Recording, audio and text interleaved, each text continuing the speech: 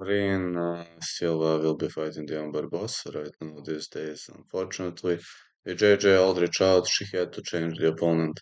David is stepping in, gets on short notice to fight, and Dion Barbosa is having really good ground game, 5'6", 66.5 inches of reach. But her problem has always been stand-up.